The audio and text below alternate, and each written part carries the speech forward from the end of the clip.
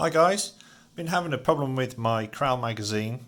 This is out of an NPO3. Most Kral rifles take the same magazine though.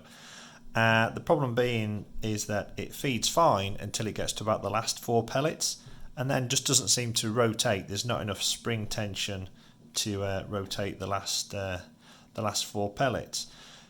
The problem I think is because the magazine is plastic and it's very tightly fitted in the breech, it's actually sandwiching the two halves of the magazine together and it's stopping the rotating piece inside from being able to move around, particularly the last few pellets. So this is how I actually managed to fix it. So the first thing you do is get your Allen key in and you take the bolt out of the middle. So take the front piece off and then the rotating part actually just comes out. Now you'll see that the spring is fixed into one of 3 different holes. What you can actually do is, the first thing you should really just try is getting some silicone grease and just putting silicone grease on all of the touching parts, so on the back of the rotating part, on that part of the magazine, on this part of the shaft here, and then just pop it all back together and that might actually do the job for you. For me, I did try that and it wasn't enough. The other thing you can try is this spring you can actually move into different places. So at the moment it's in the last hole, that's the hole of least tension, let's call it. You can move it to there or you can move it to there. It is really fiddly. You need to get yourself some pliers in there, take it out, move it across, then try to get it back in to that hole without damaging the spring. And the other downside with that is that the more spring tension you put on it, the more weight you're actually going to have on the pellet, which holds the rotating part in place each time, and that could potentially damage the pellet. So I wouldn't be a fan of trying to do that, plus it's a real pain to do that. So what I actually did was I actually thinned down this internal piece here so that it was less likely to be squashed when the magazine is being sandwiched. And I did that by getting some wet and dry and just rubbing down the back. So first of all I did was get some slightly coarser wet and dry. This is P240. Worked it round and round and round on there until, if you compare it to this one here, which I haven't yet done, there's some moulding marks here, you see.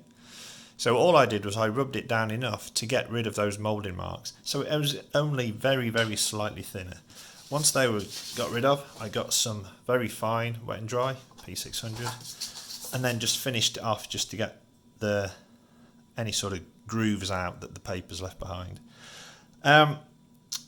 You will get lots of plastic dust on this. I'd actually then just washed it off and then dried it thoroughly. And there you go, nice, as you can see, nice shiny, I wouldn't say mirror finish, but a nice shiny finish. So you'll see I've already got some silicone grease inside here from the last time I did this. So all I need to do now is pop a little bit of silicone grease on here. You don't want to go overboard and gunk it up, because that'll probably have a counterproductive effect. It will probably be gunk it up, so it won't spin as easy. So just get yourself some on there, nice and easy.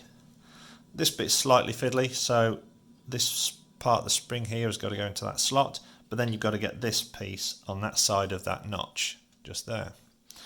So, as I say, a bit fiddly. You'll feel the spring fall into place, which is done there. Get the tension, and then there you go. Pop it round, so you can see that that's now engaged on the back of the spring. Put the front back on, put the bolt back in. Now when you put this in, you just want to give it the very slightest bit of a tweak. That's it, that's all it needs, because if you over tighten it, it's going to be counterproductive. And then just make sure that it spins, and you'll notice that it probably spins easier. And that's it. That way it just goes freely anyway. Make sure that you can put it all the way around. Don't let it slam shut because you're going to damage it. And that's it. And that actually did fix my problem. The other way you can fix the problem, of course, is to get yourself an aftermarket magazine like this one from Kral. They're great magazines, but that's going to cost you some money. This costs you, £1 or £2 for some silicone grease and just a bit of time to get it right. So anyway, I hope that's proves useful to some of you. I know that quite a few people on the forums have had this problem, like I say, and that's just the way I fixed it. So hope it works out for you guys.